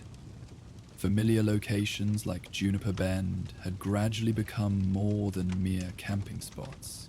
They represented reliable sources of comfort and renewal that helped sustain the demanding work of safely conducting travelers across vast and sometimes challenging terrain. "I've been guiding people through these territories for nearly 20 years, he said thoughtfully, "and I'm still discovering new reasons to appreciate places I thought I knew completely. Tonight's fire represents mystery I can't explain, but it also represents the kind of unexpected assistance that makes frontier travel possible for ordinary people seeking extraordinary opportunities." Samuel, who had been quietly tending the remains of their evening meal, looked up with an expression of sudden understanding. "That's exactly what my grandmother used to say about her kitchen, that cooking for others was just one way of participating in something larger than individual experience. Every meal she prepared contributed to a network of care that connected people across time and distance. This observation seemed to capture something essential about their current situation at Juniper Bend, where mysterious fire had created conditions for sharing food, stories, and temporary community among strangers who might otherwise have remained isolated within their individual wagon trains. The evening had transformed routine camping stop into meaningful human connection, facilitated by unexplained but deeply appreciated hospitality. As they prepared for sleep, arranging bedrolls and establishing overnight watch schedules that would ensure security without diminishing their appreciation for the peaceful evening, the fire continued burning with the same steady warmth that had welcomed their arrival hours earlier. No one felt compelled to add fuel or adjust the flames, trusting that whatever force had created this gift would maintain it through the night as protection against both darkness and cold. "I'll take first watch," Thomas offered, settling into position where he could maintain vigilance over surrounding terrain while enjoying continued proximity to the fire's warmth. The others accepted his arrangement with grateful acknowledgement, recognizing both his professional responsibility for their safety and his personal desire to extend the evening's contemplative atmosphere. One by one, his traveling companions sought their rest, calling out quiet thanks for the day's safe travel and evening's unexpected comfort. Samuel was last to settle, taking time to properly clean his cooking equipment and arrange supplies for morning meal preparation, clearly planning to utilize the mysterious fire's continuing warmth for preparing breakfast that would send them towards Strawberry with satisfied appetites and positive spirits. Alone with the fire and vast star-filled sky, Thomas allowed his thoughts to wander across the decades of experience that had brought him to this moment of peaceful vigil at Juniper Bend. Countless nights spent guarding sleeping travelers, watching over valuable cargo, maintaining alertness against potential dangers both human and natural, yet tonight felt different, blessed with sense of protection that exceeded his individual vigilance. The fire continued its steady burning, occasionally sending small spirals of sparks upward toward stars that seemed unusually brilliant in the clear prairie air. In its light-created circle of warmth and security that felt both intimate and connected to something larger, as if their small camp participated in a network of hospitality that extended across time and space, linking all travelers who had found comfort at this ancient gathering place. Sometime near midnight, Thomas noticed movement at the edge of the fire's illumination. Not threatening presence, but rather suggestion of other figures who might be sharing the evening's warmth from respectful distance.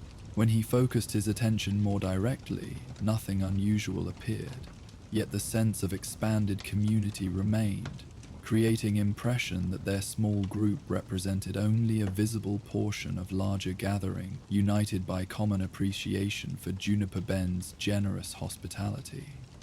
Rather than feeling alarmed by this perception, Thomas experienced profound sense of connection to all travelers who had sought rest at this location throughout its long history of service to wayfarers crossing the vast American West. Cowboys driving cattle to distant markets, families seeking new opportunities in territories that promised fresh beginnings, soldiers and scouts and traders and missionaries, all united by common human need for periodic rest and renewal during long journeys across challenging terrain. The fire seemed to acknowledge this expanded awareness, settling slightly while maintaining its steady warmth and creating soft crackling sounds that suggested conversation with invisible companions who shared appreciation for its continuing service. Thomas found himself nodding recognition of this broader community, grateful for inclusion in tradition of mutual assistance that transformed wilderness camping from mere survival strategy into opportunity for meaningful human connection. Dawn approached gradually, announced by subtle lightening of eastern sky that began to compete with fire's illumination, while maintaining atmosphere of peaceful transition between night's rest and day's renewed travel. Thomas prepared coffee using water from Juniper Bend's reliable creek, appreciating both the fire's consistent heat and the location's comprehensive provision for travelers' basic needs. Samuel stirred first among the sleeping travelers, responding to coffee's aroma with professional interest that quickly brought him fully alert and ready to prepare morning meal using conditions that remained ideal despite the passage of night. The fire had burned steadily without requiring any attention, maintaining perfect cooking temperature while consuming its original fuel supply at precisely the rate needed to last through their entire stay. "Good morning," Samuel said quietly, joining Thomas near the fire with obvious appreciation for its continuing warmth. "I've never seen anything like this. Perfect conditions maintained without any management whatsoever. It's like the fire understands exactly what we need and provides it accordingly." Thomas nodded agreement, pouring coffee for the young cook while watching sunrise gradually transform the surrounding landscape from mysterious nighttime silhouettes into familiar daylight geography. "Some places seem designed to support travelers," he observed thoughtfully. "Juniper Bend has always been special in that regard, though last night exceeded even my expectations." As other members of their party gradually awakened, morning routines proceeded with unusual efficiency, facilitated by excellent conditions that required no time or effort to establish. Breakfast preparation, equipment organization, wagon loading, all accomplished with remarkable ease that left everyone feeling well rested and optimistic about the day's continued journey towards Strawberry. The mysterious fire continued burning steadily throughout their morning activities, providing warmth against early autumn chill while never requiring attention or fuel additions that would normally be necessary for maintaining campfire through extended use. Its consistency had become accepted miracle that enhanced their appreciation for Juniper Bend's extraordinary hospitality without demanding rational explanation. As they prepared to depart, each member of their party took time to express gratitude for the evening's unexpected comfort and morning's convenient conditions. Margaret Henderson gathered wildflowers to leave near the stone circle as a gesture of appreciation, while her husband carefully arranged remaining firewood in neat stack that might assist future travelers. Mary sketched the fire and surrounding landscape one final time, creating permanent record of their remarkable experience. Samuel cleaned the area around the fire with professional thoroughness, ensuring no evidence of their cooking activities would detract from the site's pristine condition for whoever might arrive next. Ezra Morrison offered quiet words of thanks that seemed directed toward unseen benefactors who had provided such generous assistance to travelers in need. Thomas conducted final inspection of their camp, confirming they had left no trace of their presence except gratitude and carefully arranged improvements that might benefit future users of Juniper Bend's welcoming facilities. The fire continued burning with same steady warmth that had greeted their arrival, showing no signs of diminishing despite having provided continuous service for nearly 15 hours without attention. "Should we extinguish the fire before leaving?" asked James Henderson, uncertain about proper protocol for such unusual circumstances. Thomas considered carefully, balancing conventional camping wisdom against recognition that this fire operated according to different principles than ordinary campfires. "I think we leave it burning," he decided finally. "Whatever force created this gift might intend it for other travelers who follow. We'll trust the same wisdom that provided it to manage its continuation appropriately." This decision felt right to everyone present, acknowledging both mystery and practicality while showing respect for phenomena that exceeded their complete understanding. They departed Juniper Bend with backward glances that confirmed the fire's continuing, steady burning, maintaining its patient vigil for whoever might next benefit from its inexplicable but deeply appreciated hospitality. Miles later, as their wagons rolled towards Strawberry through morning sunshine that promised another beautiful day of westward travel, conversation returned repeatedly to their experience at Juniper Bend, not seeking to solve its mystery, but savoring memory of evening that had transformed routine camping stop into meaningful encounter with forces that seemed dedicated to supporting human courage and community during challenging journeys across vast and sometimes lonely territories. Samuel expressed hope that his new employment would allow periodic return trips through the region, offering opportunities to again experience Juniper Bend's remarkable welcome for travelers in need of rest and renewal. Margaret Henderson spoke of writing detailed letters to relatives back in Ohio, describing kindness encountered from both expected and mysterious sources during their westward adventure. Mary planned to expand her sketches into larger artwork that would capture not only visual details of their unusual evening, but also emotional qualities of comfort and connection that had made it memorable beyond its practical benefits. Her parents encouraged this artistic documentation, recognizing value in preserving experience that might otherwise fade into general memories of frontier travel. Ezra Morrison predicted that word of their experience would spread among other guides and trail veterans, adding new chapter to Juniper Bend's growing reputation as location where travelers could expect assistance from sources that transcended ordinary human agency. Such stories, passed between experienced frontiersmen, created informal network of knowledge that helped sustain exploration and settlement of territories too vast for any individual to fully comprehend. Thomas found himself already planning future routes that would include Juniper Bend as regular stopping point, confident that whatever forces had provided last night's hospitality would continue offering assistance to travelers who approached with appropriate respect and gratitude. His professional reputation depended partly on utilizing the best available camping locations, and few sites could match the Bend's combination of practical amenities and extraordinary welcome. As they continued towards Strawberry, their wagons carried more than personal belongings and travel supplies. They transported memory of evening that had demonstrated profound truth about frontier life. Despite its challenges and occasional dangers, the American West contained sources of comfort and community that appeared when most needed, connecting individual travelers to a larger network of mutual assistance that made ambitious journeys possible for ordinary people seeking extraordinary opportunities.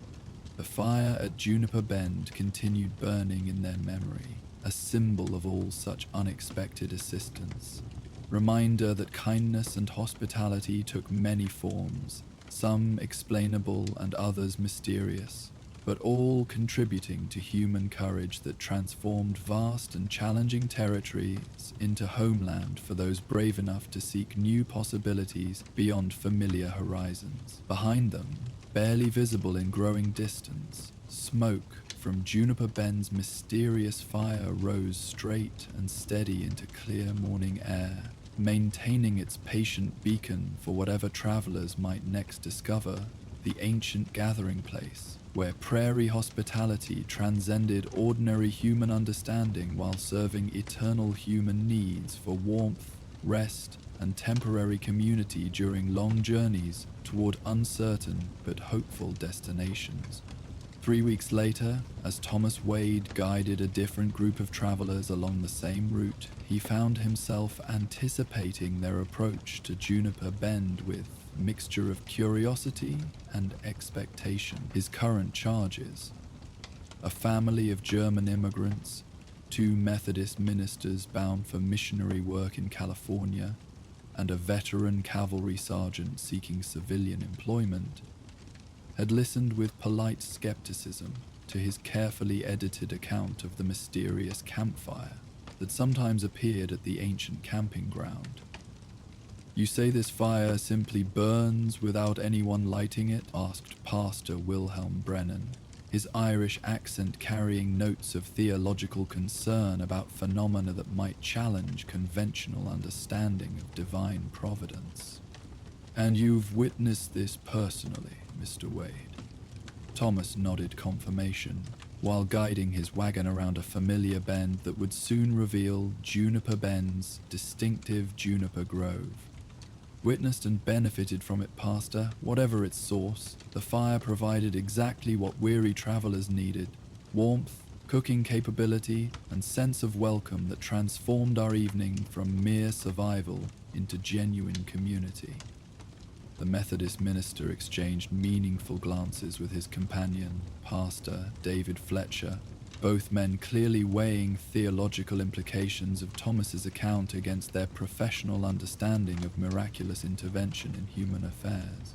Their conversations during previous evenings had revealed thoughtful engagement with frontier spirituality that encompassed possibilities beyond conventional denominational boundaries. "Perhaps," suggested Pastor Fletcher carefully, "the Almighty works through means we don't always recognize immediately. The Old Testament contains numerous accounts of divine provision appearing through seemingly natural phenomena that served God's purposes for his people. This theological perspective offered framework for understanding mysterious assistance that honored both faith and reason, acknowledging supernatural possibility without requiring abandonment of rational inquiry.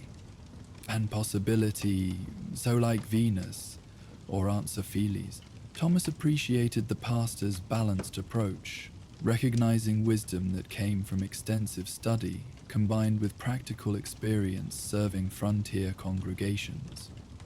Sergeant Michael O'Brien, recently discharged after 23 years of military service throughout the Western Territories, offered more pragmatic assessment based on decades of frontier experience. "I've seen strange things during my years patrolling these territories," he said matter-of-factly. "Some explained eventual like, others never. Long as it ain't hostile, I figure mysterious assistance beats mysterious danger every time." The German family, Heinrich and Greta Zimmermann, with their twin sons Karl and Johann, both 16, listened to these discussions with careful attention that reflected their systematic approach to understanding their new homeland. Heinrich's blacksmith skills had secured employment in a growing Colorado mining town, but their journey required crossing territories unlike anything in their European experience. "In the old country," Heinrich observed in careful English, "we have stories of places where forest spirits assist travelers who show proper respect. Perhaps America has similar, how you say, guardians of the wilderness." His wife Greta nodded agreement, her own English more limited, but understanding perfectly clear. "Helpful spirits," she added with gentle smile. "Good for travelers far from home." Their sons, rapidly adapting to American customs while maintaining strong connection to family traditions, showed particular interest in stories that connected their new homeland to European folklore they had known since childhood. The possibility that America contained its own forms of benevolent supernatural assistance offered reassuring continuity between old world and new. As late afternoon shadows began lengthening across the prairie, Thomas guided their small caravan toward the familiar cluster of juniper trees that marked their intended camping location. His pulse quickened with anticipation as they approached the stone circle where 3 weeks earlier, mysterious fire had provided such memorable hospitality to his previous traveling companions. The campfire was burning. Not dramatically, no towering flames or unusual display, but steady, welcoming fire contained within the ancient stone ring. burning with the same blue-tinged quality that had characterized the previous mysterious appearance. Seasoned hardwood arranged with expert precision provided consistent heat while producing minimal smoke, creating ideal conditions for evening cooking and comfortable gathering. Mein Gott, breathed Heinrich Zimmermann, pulling his wagon to stop and staring at the unexpected sight. The fire, it burns already, but who has made it? Thomas conducted same careful examination he had performed during previous encounter, scanning surrounding area for evidence of recent human activity while finding none. No footprints, no discarded materials, no signs of other travelers currently using the location. The fire appeared to have materialized complete and perfect, awaiting their arrival with hospitable preparation that exceeded human planning. "Well, I'll be blessed," murmured Pastor Brennan, dismounting to approach the fire with mixture of wonder and professional curiosity. "This is precisely what you described, Mr. Wade. A campfire that appears without human agency, burning cleanly and providing exactly what traveling families require." Sergeant O'Brien's military experience showed in his systematic approach to investigating the phenomenon, checking sight lines and potential concealment positions that might explain hidden human assistance. After thorough reconnaissance, he returned to the group with expression of respectful bafflement.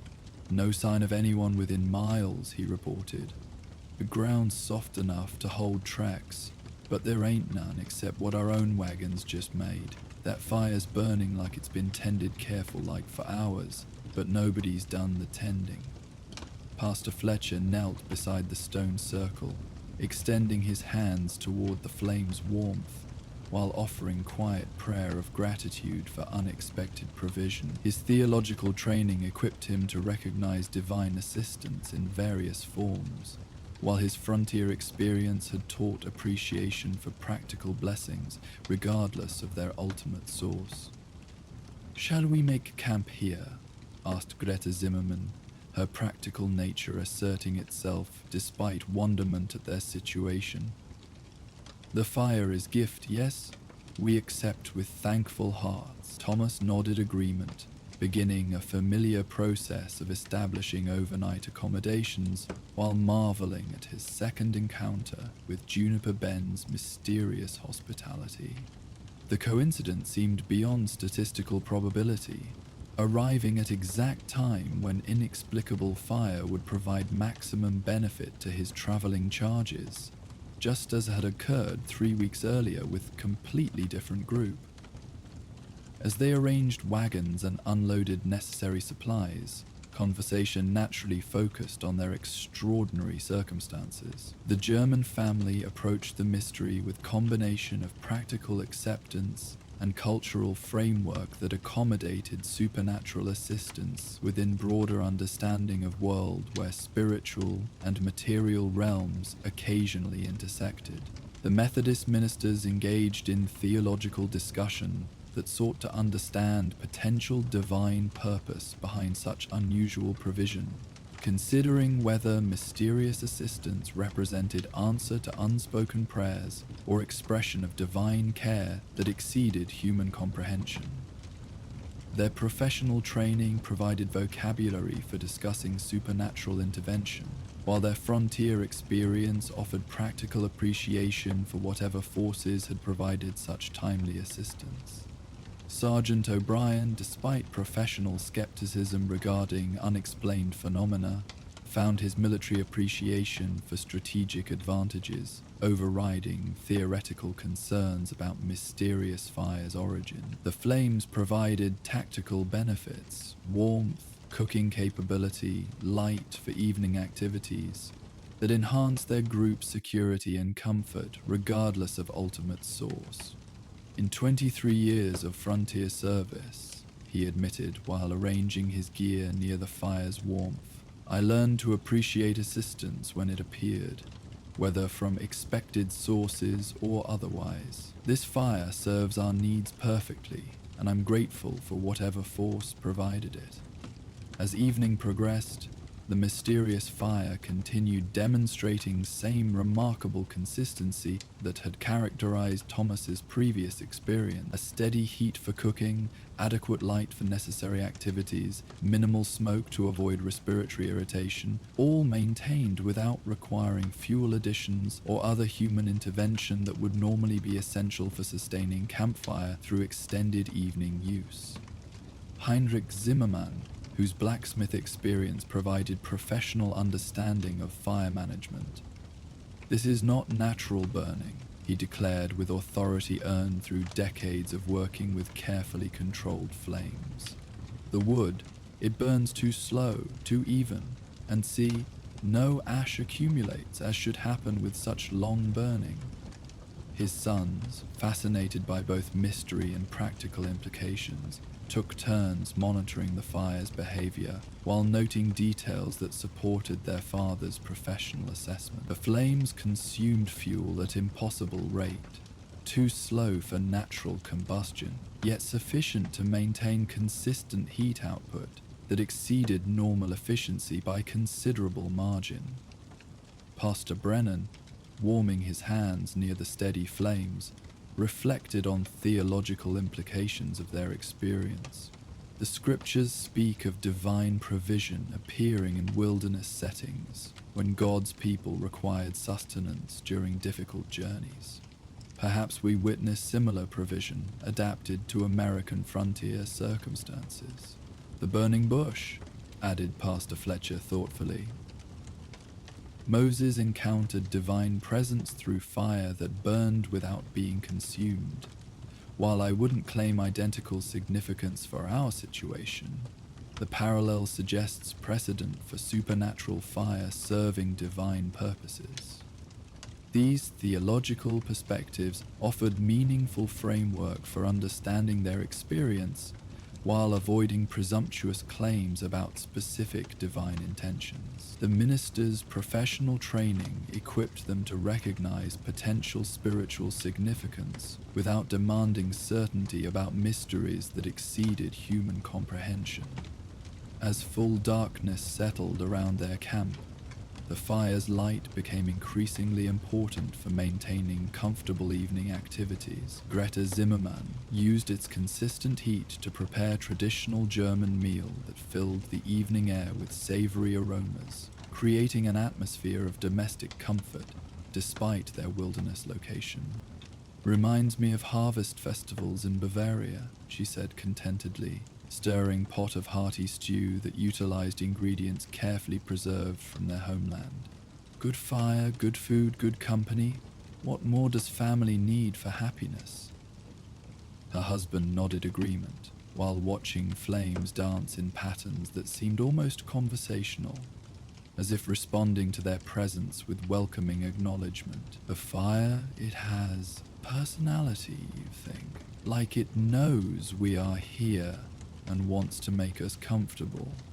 This personification of the mysterious fire echoed Thomas's previous experience and suggested consistent characteristics that transcended individual perception or cultural interpretation. Whether German practical mysticism, Irish theological reflection, or American frontier pragmatism, all perspectives recognized something deliberately hospitable about the phenomenon that exceeded ordinary campfire behavior.